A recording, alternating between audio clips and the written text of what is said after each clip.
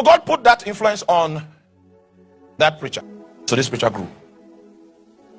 He expanded. The city began to gather to him.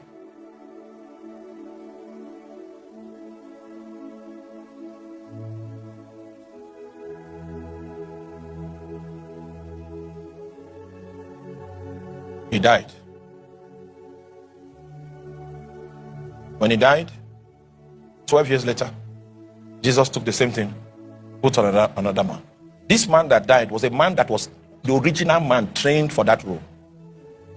But because of a little carelessness, he was exposed at some point and he was cut down.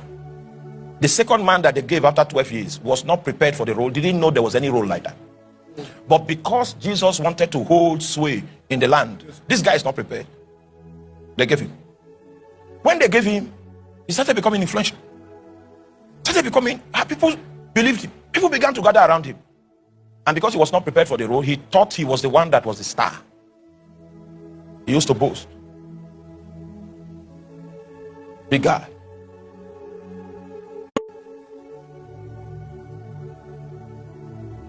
When I went there, I saw the lady that was the secretary. I knew he had died because we went to the same campus with that lady, the same university with that lady.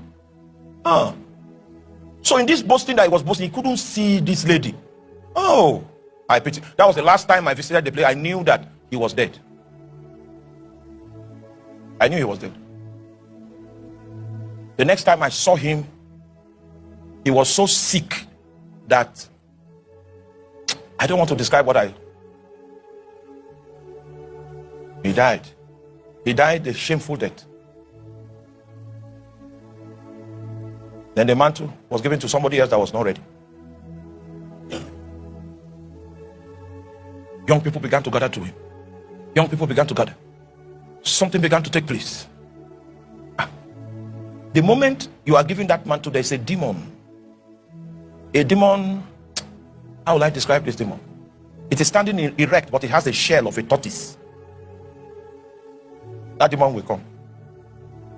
The first thing the demon will do is that if there are people that are praying for you, somebody that's committed to praying for you, it will disconnect you from that person. And I don't want to mention names. I would have shown you the pattern from the first one, because that's what Jesus showed me in this encounter. From the first one to the second one, the same pattern.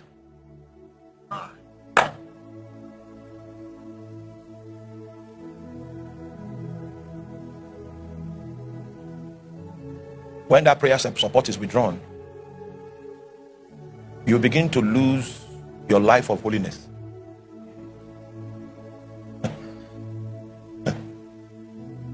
And just like that lady on our campus struck this man, you become interested to people that will destroy, that are destructive, that Satan had trained in the art of destruction.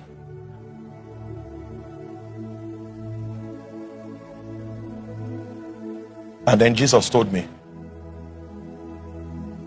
we will give you this thing, but you have 8 years to prepare. Within these 8 years, meanwhile, and that's a privilege. I'm not a good person. I don't even know why Jesus decided to choose me, because I'm not as strong as any one of these people. So in terms of strength, I don't have it. He said, we will give you this thing, but we'll give you in 8 years' time. Do you know that the noisiest season of that city was that 8 years?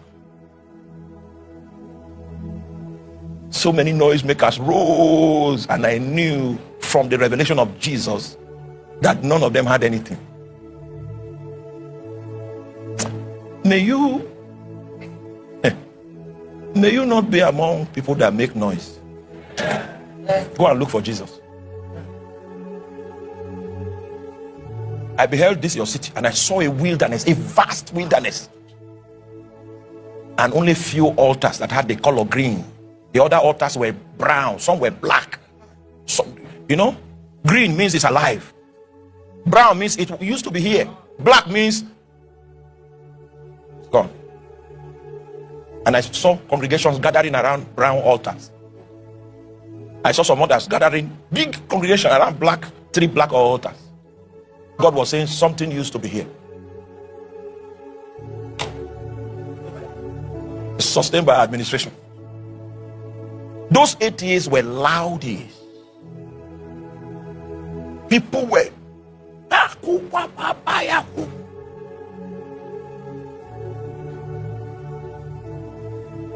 said, if you do well, it was not as if the promise was unconditional. He said, if you do well, because I know the original person that was meant for the mantle. That one was trained for it. None of us was trained for it. So he said, if you do well, I will test you with this.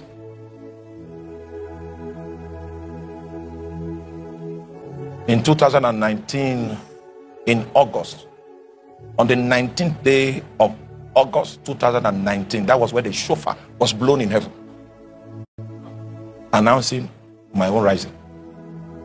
The shofar was blown on the 19th of August 2019, but the season, we began to experience the season in March 2020.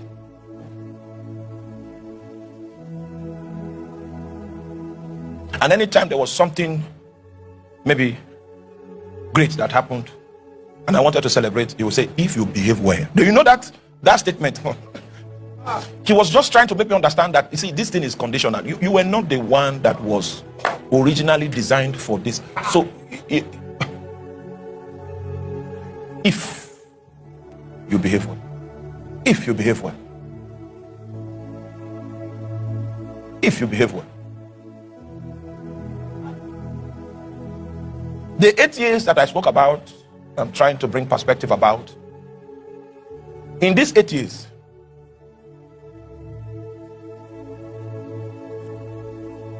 before these 8 years, 2 years before these 8 years, okay, I was somewhere in the Middle East and the Lord appeared to me. That was when he said, the youth. He said, use your power of insight to deliver them from destruction, and I will open the gates of nations to you. So when I came back from that trip, I started going from campus to campus. People were saying I was a campus apostle. They were using that to mock me, but it was Jesus that commissioned me to do that. I was in Lagos. When you are going to preach in Sokoto, you need 2 flights from Lagos to Abuja, from Abuja to Sokoto. The guys you are going to preach to on campus don't have money to even pay for my ticket. But I was obedient to Jesus.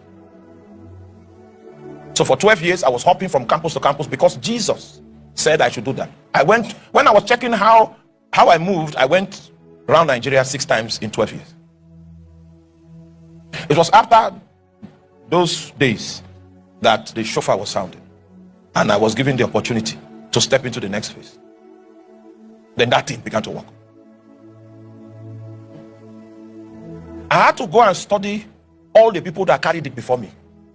Why was there a challenge? God will not tell you everything. If you are willing to stay afloat, you will take responsibility for your navigation. When I discovered what was wrong, I adjusted my life. The adjustment took me how many years? The adjustment in terms of prayer, the adjustment in terms of fasting, the adjustment in terms of sacrificial giving. Do you know what? I found out that sacrificial giving is a big thing in the kingdom of God. Make yourself a sacrificial giver. After 10 years, compare notes with casual resistance. Sacrificial.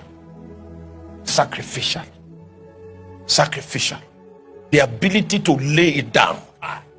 The power. Takes a lot of strength to do that. Sacrificial. And when people see that you are such a person, they will cash in on it. Those people that are laboring to receive from you have signed that they will never be great. You know, they think they are white. He has an open heart. So I just plug in, then you cash out. You plug, you cash out. In 10 years' time, give them if you have. Give them. Those ones will never give. You see, it's not the man that has that gives, it's the giver that gives. It's the giver that gives. If a man has not yet given for 10 years, he doesn't know the power of giving. If you have not prayed for 10 years consistently, you don't know the power of prayer. If you have not fasted for 10 years consistently, you don't know the power of fasting. You are just moving around the sidelines. You are a statistic. That will be, it's okay, you're number 4, you're 5. You're a statistic. Took me years to adjust in the area of the mistakes I saw. That was why I stayed in that wilderness. I saw big cities like this. Saw big cities like Lagos.